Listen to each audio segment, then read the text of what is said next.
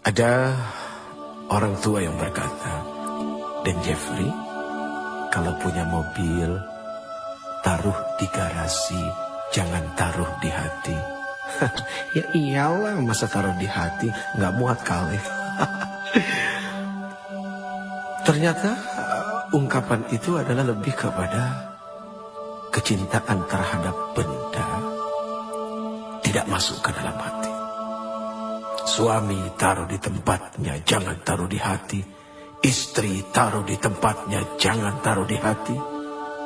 Anak-anak, harta benda dan jabatan taruh di tempatnya, jangan taruh di hati. Kalaupun mereka harus ada di hati, biarkan ada di kulit luar hati. Karena di dalam hati hanya Allah. Allah, Allahu Akbar. Allah, tidak ada yang lain. Jangan biarkan Allah menjadi cemburu karena itu semua. Karena Allah Maha Pencemburu. Jangankan Allah, istrimu pun, suamimu pun akan cemburu manakala engkau memiliki sesuatu yang lain di dalam hatimu. Bagaimana dengan Allah? Maka حسبي ربي جل الله ما في قلبي إلا الله حسبي ربي جل الله ما في قلبي إلا الله على الهادي صلى الله لا إله إلا الله على الهادي صلى الله لا إله إلا الله الله الله الله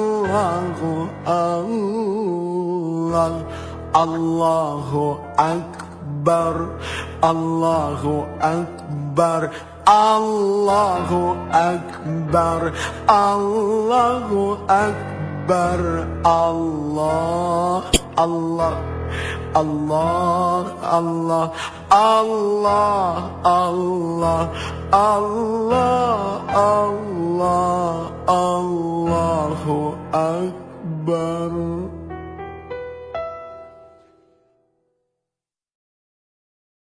Istighfar adalah meminta ampun kepada Allah.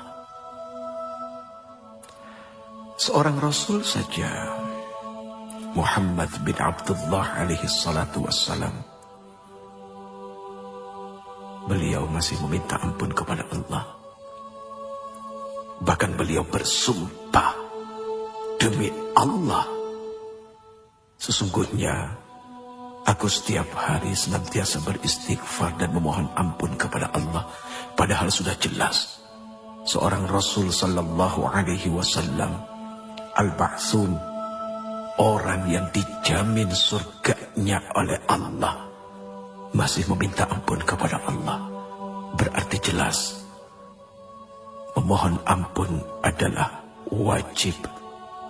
Apakah kepada Rasul, kepada Nabi, kepada wali, apalagi kepada orang-orang seperti diri ini.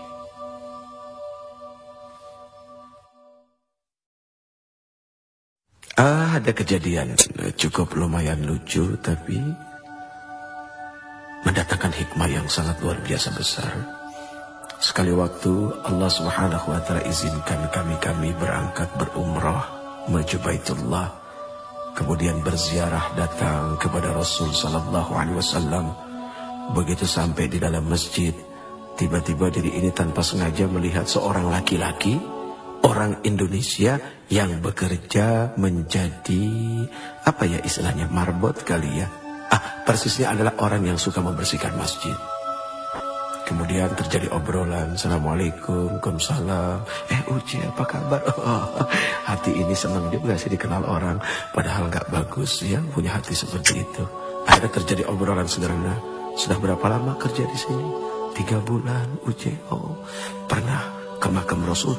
Aduh, Uci, pernah.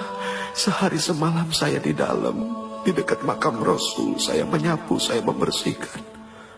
Langsung tiba-tiba saja diri ini memeluk orang itu ya Allah? Apa yang telah membuat dia begitu mudah bisa masuk dekat dengan Rasul sallallahu alaihi wasallam? Sementara kami yang berulang kali bolak-balik datang berhaji berumrah, tapi begitu sangat sulitnya untuk mendekati Rasul. Ada apa? Akhirnya duduk di Raudhah berpikir. Allah berikan jawaban. Oh, ternyata kalau ingin bertemu dengan Rasul, tidak usah bawa uang, bawa pel sama sapu. Bingung kan? Sapu. Hanya dengan membawa sapu dia bisa sedekat itu dengan Rasul. Inilah terkadang orang suka merendahkan jabatan orang lain yang lebih rendah daripadanya. Padahal maaf, seorang manajer belum tentu sering-sering bisa ketemu dengan seorang presiden direktur. Malah office boy-nya yang hampir setiap hari ketemu dengan presiden direktur.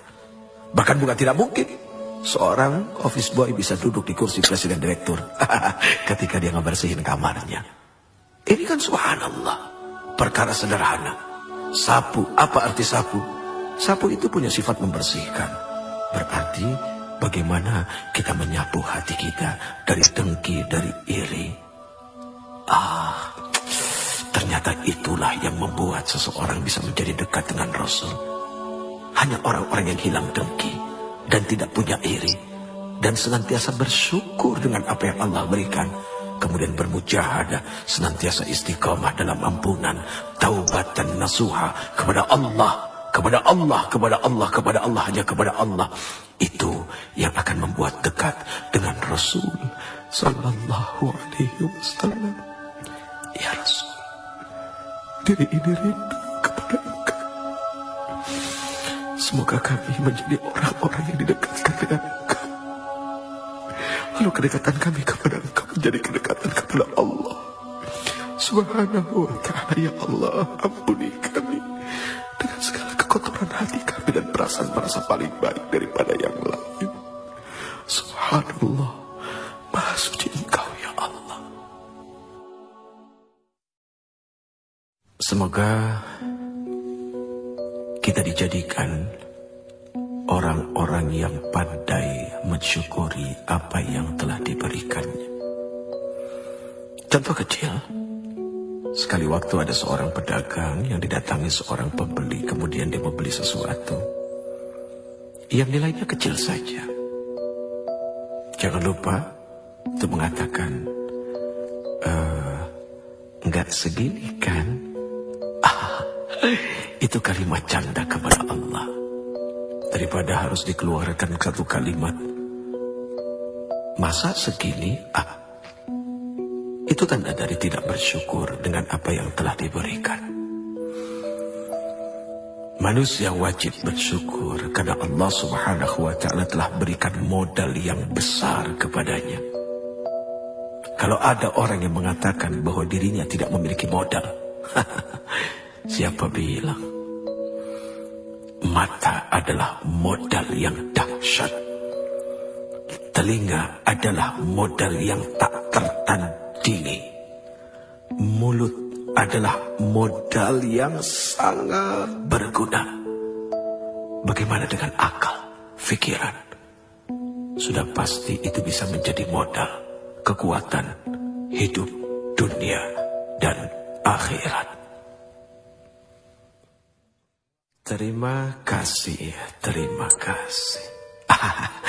Ini satu ungkapan ucapan ketika seseorang diberikan sesuatu oleh orang lain. Terima kasih. Tahukah engkau apa sesungguhnya dari arti terima kasih itu sendiri? Terima kasih. Kalau sudah terima, jangan lupa ngasih. Tidak ada ketika orang diberi kemudian lalu mengucapkan terima simpen dia, tidak. Tapi terima kasih artinya ketika dia sudah menerima, dia berjanji akan mengasihi. Dan ketika mengasihi sudah pasti dengan kasih. Tidak ada caci maki, tidak ada penyesalan, dan semua diberikan dengan lapang dada. Barang siapa yang senantiasa memberi, maka dia tidak akan pernah menjadi orang miskin di dunia dan di akhirat. Seringkali orang menghindar dari yang namanya ujian. Bahkan ketika berdoa pun seperti itu, ya Allah, jauhkan kami dari segala macam bentuk ujian. Padahal kalau dipikir-pikir, ternyata yang namanya ujian itu untuk naik kelas. Nggak usah jauh-jauh, lihat saja. Ngapain capek-capek kita menyekolahkan anak kita. Dari TK, kemudian SD, SMP, SMA, sampai ke university. Dari TK ke SD, apakah tidak ada ujian? Kan pasti pakai ujian. Kemudian dari SD sampai ke SMP, apakah tidak pakai ujian? Kan pakai ujian. Kemudian dari SMP ke SMA, SMA ke kuliah. Harusnya curiga kalau seandainya hidup tidak diuji. Lihat saja, misalnya ada seorang mahasiswa kuliah 6 semester, tapi nggak pernah ada ujian. Kan aneh. Makin berat ujian, berarti makin dahsyat juga gelar yang akan diberikan. Tapi kok nggak selesai ujiannya? Ya tanya ke Allah dulu, ngambil berapa SKS, kan begitu. Sederhana, selama kita berada dalam ruang ujian, 15 pertanyaan kita diberikan. Kita cuma jawab 7, jangan harap bisa keluar dari ruang ujian. Ya jawab, selesaikan. Persoalan apakah jawaban itu benar atau tidak, serahkan kepada Allah, yang penting sudah berusaha untuk menjawab. Dunia ini seperti kampus, tempat orang berdebat, tapi pada akhirnya berujung pada satu ruangan, yaitu ruangan ujian.